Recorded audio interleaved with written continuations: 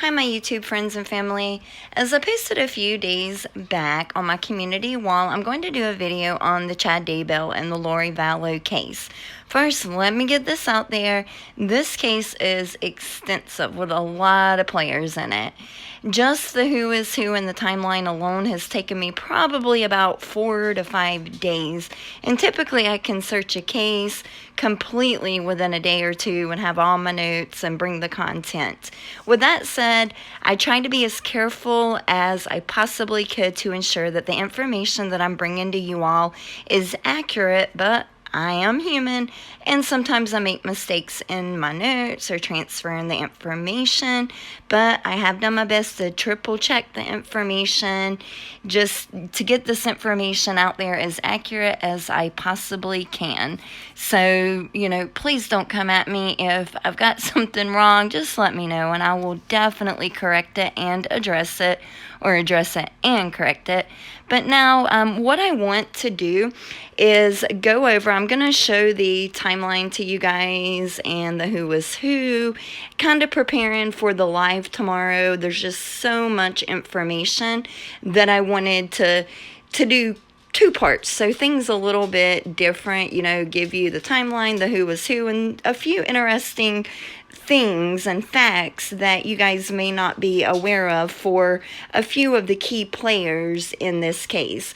But for you guys that are not familiar with the Vallow Daybell case, I'm going to give you a quick recap. Two children, 17-year-old Tylee Ryan and 7-year-old JJ, went missing from the Rexburg, Idaho home. Typically, you'd think the mother would be the one to report that her children are missing, but that wasn't the case here. In early November of 2019, Kay Woodcock, and that's JJ's grandma, she called the Rexburg Police Department and asked for a welfare check on the children, since no one had really seen the children for a while. So on November 26th, a welfare check was made at Lori Vallow, that's the mom, at her home. Lori, again, she's the mom of Tylee and JJ, and we'll get into that more in just a few minutes. The children were not there. Lori had told them that JJ was with family friends in Arizona, and investigators soon found out that that was not true. So they went back to the house the next day on November 27th, 2019, and they found that Lori and Chad had abruptly left their home and Rexburg. And that is where things started going a little crazy. Well, actually a lot crazy. Lori continuously refused to give her missing kids' location. She would not help in any way whatsoever. Her and Chad even moved to Hawaii instead of helping the police to find her missing children. And as police start digging into Chad and Lori's life and their past, they come to find out that Lori and Chad have what is referred to as cult-like beliefs. And not only that, but Lori and Chad, they have a string of deaths surrounding their life and their past. Now, let's move into who is who, what we know so far, the timeline. And like I said, I've got the timeline kind of going through it to let you guys read the information. And I want to take a couple of the main players and give some background information on the individuals. So I'm going to start with Chad Daybell. So 9 days after Tammy's death, Chad published an essay titled "Moving into the Second Half of My Life." It said, "My dear wife Tammy passed away in her sleep early Saturday, October 19th. When I awoke at 6 a.m., it was clear she had been gone for several hours," he wrote.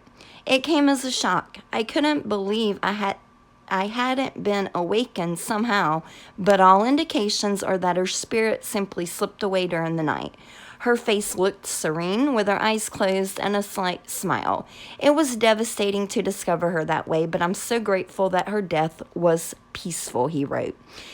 He then wrote that Tammy conveyed to him several messages and that he's in the process of implementing what Tammy had told him.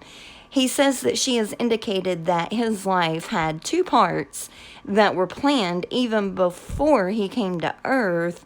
So basically what he's saying is, well, my opinion, what he's saying is that Lori's the second part of his life.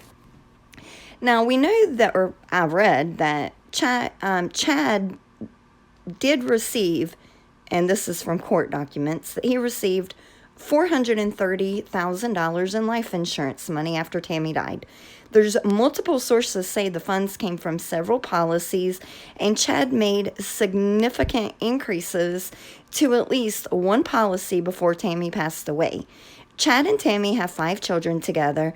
None of them have spoken publicly about the case involving their father and his new wife, Tammy. Sorry, Lori. My apologies. Sorry, my dog went crazy. But no children, none of the 5 children have spoke publicly about the case. Chad has worked as a grave digger, also known as a sexton. Chad has written and published over 20 books. He wrote doomsday books about the end of time. He also owned a publishing company. When the police started searching for the children, Chad acted as if he did not know Lori very well. He even told them that he did not have Lori's phone number. And then when he went to drive off, the affidavit says that he finally admitted that he did know Lori and that he had her number. On December the 1st, Chad said that on December 1st, Chad and Lori boarded an American Airlines flight off to Hawaii. Now let's go a little bit into Tammy Daybell. And Tammy, she's now deceased, Chad's wife at the time. Tammy was a librarian. Her and Chad met in college. Tammy was preparing for a 5K per her friends near her time of death. Tammy was said to be healthy. Chad stated elsewise. He told Melanie Gibbs that Tammy had been very sickly leading up to her death, and her health had been declining, and she refused to go to the doctor because she didn't like doctors. Chad said that he knew Tammy would die young and his life would have 2 parts. Remember me reading that to you above? While Chad continued his schooling, Tammy supported the family by working as a secretary for Springville's Parks Department. After Chad graduated and took a job in Utah, Tammy became a full-time stay-at-home mom, and they planned on growing their family. Tammy loved her children deeply and encouraged them in countless ways. She was treasured and loved by the staff and students alike in the community. Tammy's body was exhumed, however, results have not been released due to the results being evidence in an ongoing investigation. Now let's move on to Lori Vallow Daybell. So what we know now, Lori purchased her wedding ring, the one she wore in her and Chad's wedding photos, the one in Hawaii, off of Amazon through her ex-husband Chad Vallow's account. Also remember, this ring was purchased 17 days before Tammy, Chad's wife, passed away from natural causes. Lori was a contestant on Wheel of Fortune around 2004, and ironically spoke of what a great family she had. She was married to Joseph Ryan at the time, and they had Tylee together. Lori accused her husband, and this is Charles Vallow, of having an affair when in fact it was likely her having the affair with Chad. In return, Lori canceled Charles's return flight home. She took his truck from the airport and hid it, threw away all his clothes, drained $35,000 from his bank account, all for revenge, is what she said. Lori was a fan of Chad's book before they started seeing one another. She's been described as a super fan of his. It's been said that hours after Alex, her brother, killed Charles, that Lori went to a pool party. She did not tell JJ about Charles's death until, ironically, the last day JJ was seen at school. And the school said that JJ took it very hard. JJ was constantly walking around saying, "My daddy's not dead. My daddy's not dead." The school said Lori told them that Charles committed suicide and she was moving to California for a new job. Lori spoke in a recording about murdering what's assumed to be her ex-husband, Joseph Ryan. She states the scriptures read that it would be justified. And I'll link that whole recording, the recording in its entirety, in the description, but it's on Annie Lichtick's channel, or that's the channel name, but Annie, Joseph Ryan's sister, she has it posted on her channel. Now let's move on to a little bit about Alex Cox, and that's the brother of Lori Vallow. Alex is the one that shot and killed Lori's husband, Charles Vallow. Alex married Zulema in Las Vegas. Alex took his new wife's last name instead of her taking his. Alex was a stand-up comedian. He actually has a YouTube channel, and I think he has one, maybe two videos there of him doing some stand-up comic. But the minister who married Alex and Zulema, and he said he remembers them, and note, he observes a lot of marriages in Vegas, yet still recalls this couple like it was yesterday. And it was over 2 weeks since he had married them. He said it was very strange. He said they were unemotional, kind of like they had a job to do and they just wanted to get it done and get out of there. Now, also remember, police were able to pinpoint the exact location of Tylee and JJ's remains in Chad's yard based on GPS and location data from Alex's cell phone, which you may recall pinged on Chad's property several different times, one time in the middle of the night. Now let's speak about Zulema, and sorry if I'm butchering her name. Kit told me earlier how to pronounce it correctly, and I'm probably still butchering it. But Zulema is what I'm going to call her. On December 12, 2019, Zulema's son, 25-year-old Joseph, called 911 in Arizona. He said, "I have an older male here named Alex. He's passed out here on my bathroom floor." He said he doesn't know Alex's last name and says Alex is his mother's boyfriend. Police later found out that that was her husband, not her boyfriend, and that they married each other on a whim in Las Vegas. Now, her son isn't quite sure what to do as a dispatcher calls out paramedics. Alex was passed out on the bathroom floor with vomit and feces around him. Zulema and Alex had not been feeling well over the past few days.